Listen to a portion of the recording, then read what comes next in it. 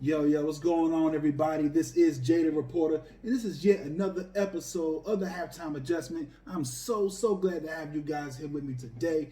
And the topics of discussion on today is going to be the black quarterback situation in the NFL, as well as the NFL schedule release.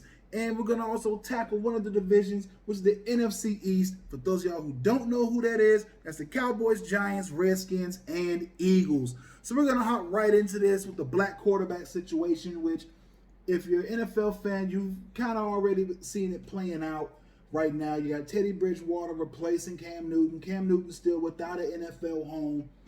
You have Jameis Winston basically now backing up Drew Brees.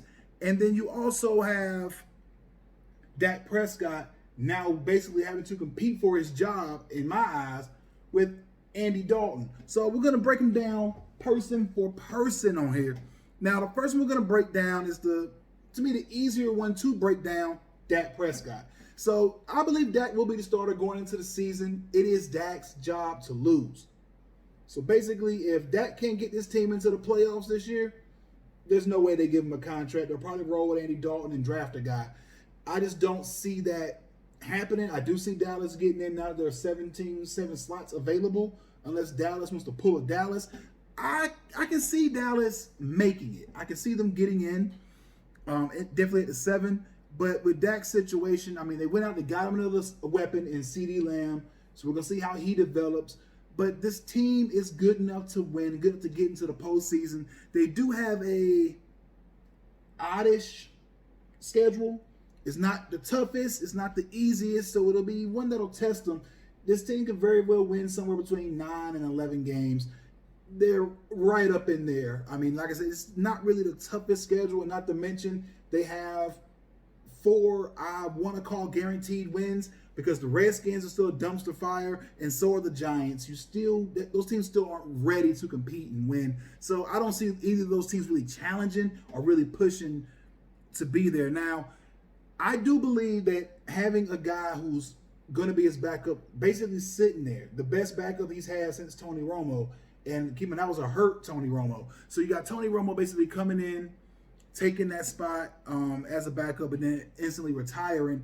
And then there's basically Dak and a couple of no-name guys, because Dak has yet to get hurt. So I guess this is more so of an insurance policy. And they also got Andy Dalton on the cheap. So you can get a quality quarterback for the low, you take him. Now, Dak has the most favorable situation, but I hope in this season he really realizes that he should have took them $33 million up front, because he's not a $40 million quarterback. $40 million quarterbacks win playoff games consistently.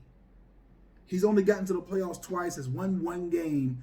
Should have won 2. The game against the Rams, he played terribly. But that's beside the point. You got to take the money when it's available to you in the moment.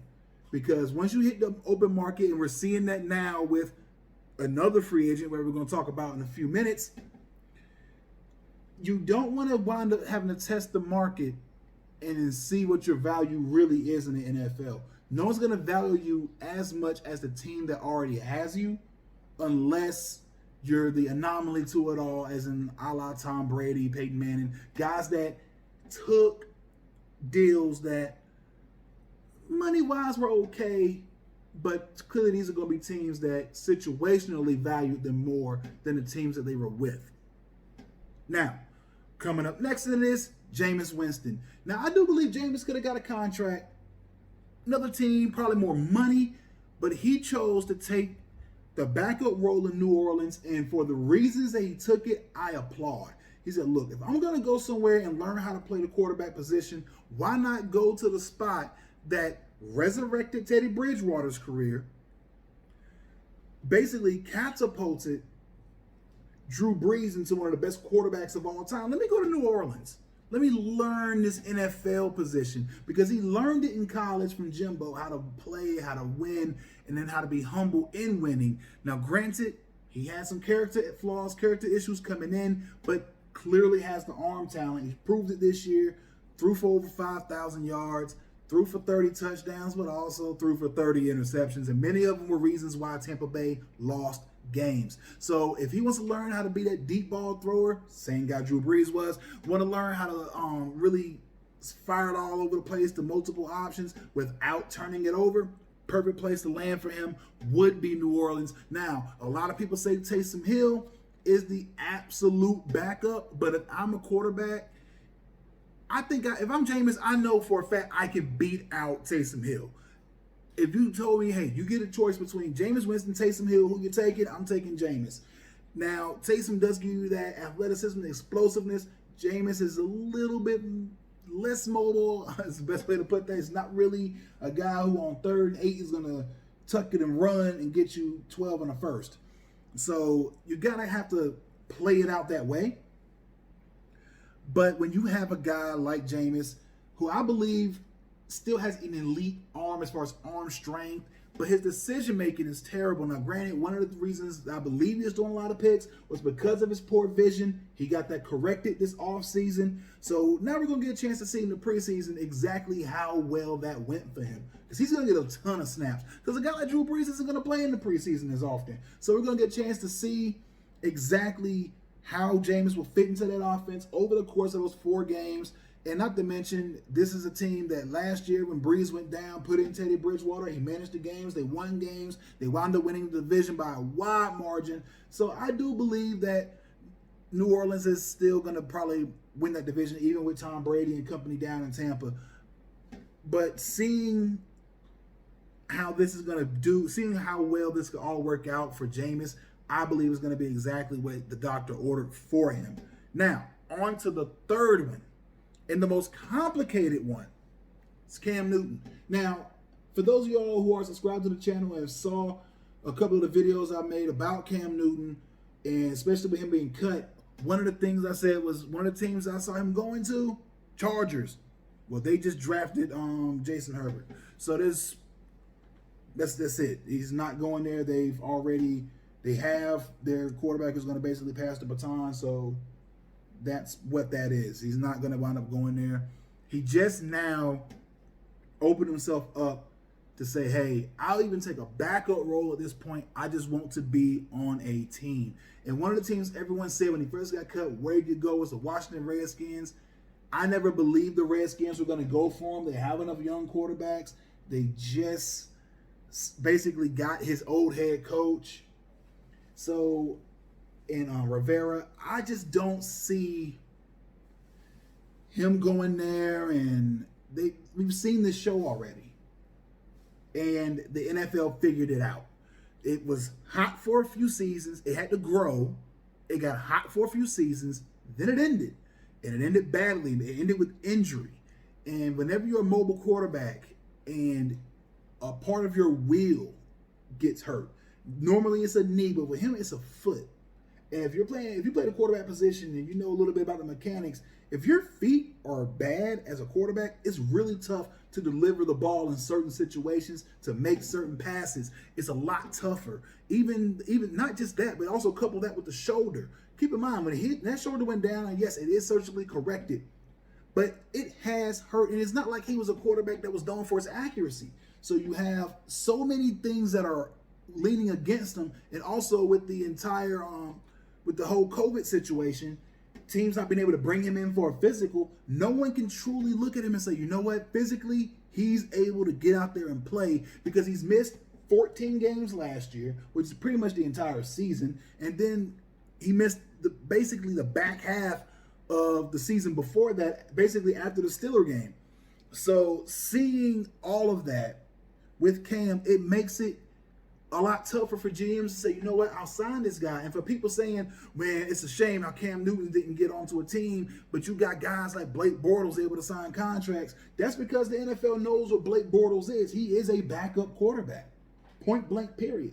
The guys that are signing contracts now are guys who are relegated to their role. They know they're a backup quarterback. There's no other way around that for them. They know what they are. The NFL knows what they are. But if you have a quarterback that's won MVPs, has gone to the Super Bowl, has led his team to division titles, has won playoff games, has had miraculous runs, has put up gaudy numbers, has proven that he can win in this league, and now he has to come back and become a backup, that makes things a lot more complicated. Because now, let's say he goes to Jacksonville, you bring him in. Is Gardner Minshew still your future? Because Cam Newton's 31. That means that he still has maybe 3 or 4 years left where he can still be your guy. At that point, Gardner Minshew's entering into his prime, and you really don't know what you have. So now you're sitting there pressing the restart button. So if I'm Jacksonville, do I press that button? Do I go for him, or do I put my faith in Gardner Minshew? And then you have other situations like maybe Indianapolis. Go there, be the backup, sit behind Phillip Rivers for a year, get healthy, take over that team. Or maybe even the Pittsburgh Steelers. Do you go to Pittsburgh, sign in to be a backup? Now Pittsburgh, with a very low cap space, does Cam take a smaller contract? Something similar to what Jameis took with 1.1 mil. Does Cam take that and then take over for Ben? Because honestly, we all know this Big Ben gets hurt a lot. Does he go there? Do the Steelers do that, or do they take their money and try to save it up for guys who are coming up on contracts? Because we all know how that can go. This team can go from an elite defense to a team full of second and third round draft picks all over the secondary and linebacking core. It can happen in an instant. It happened to us out of nowhere. So it just comes. It happens.